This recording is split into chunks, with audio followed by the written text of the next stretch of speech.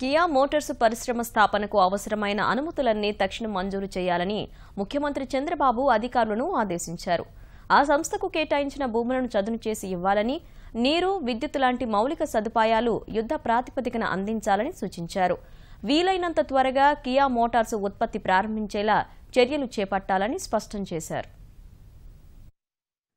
ప్రముఖ వాహన తయారీ సంస్థ కియా మోటార్స్కు వెనువెంటనే అనుమతులు జారీ చేసే అంశంపై ప్రత్యేక దృష్టి పెట్టాలని ముఖ్యమంత్రి అధికారులకు దిశానిర్దేశం చేశారు. కియా మోటార్స్కు సంబంధించిన అంశాలపై పరిశ్రమల శాఖాధికారులు అనంతపురం జిల్లా యంత్రాంగంతో సమీక్షించారు. జిల్లాలో సంస్థకు కేటాయించిన 14.4 హెక్టార్ల ప్రాంతాన్ని చదును చేసి అప్పగించడంతో పాటు విద్యుత్, నీరు వంటి మౌలిక సదుపాయాలు కల్పించాలని స్పష్టం చేశారు.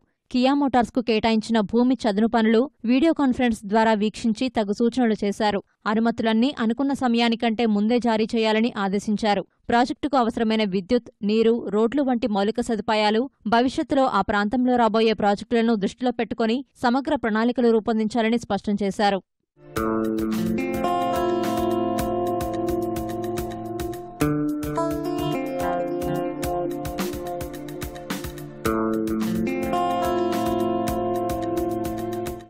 Real time governance CEO, APIAC CMD Babu video conference ద్వారా క్షేత్రస్థాయిలో జరుగుతున్న పనులను ముఖ్యమంత్రికి వివరించారు. కియా మోటార్స్ సంస్థ కోరిన విధంగానే శిక్షణా కేంద్రం, టౌన్షిప్ నిర్మాణం కొరకు భూమి గుర్తించడం జరిగిందని, 1-2 రోజుల్లో వారికి భూమి అప్పగిస్తామని తెలిపారు. కియా మోటార్స్కు కేటాయించిన భూమిలో జరుగుతున్న పనులు పర్యవేక్షించడానికి వీలుగా ఇంజనీర్లతో కైసలా యాప్లో ఓ గ్రూప్ ఏర్పాటు చేసినట్టు తెలిపారు. ట్రక్ టెర్మినల్, రైల్వే పార్కింగ్కు భూమి గుర్తించామని సీఎంకు తెలిపారు.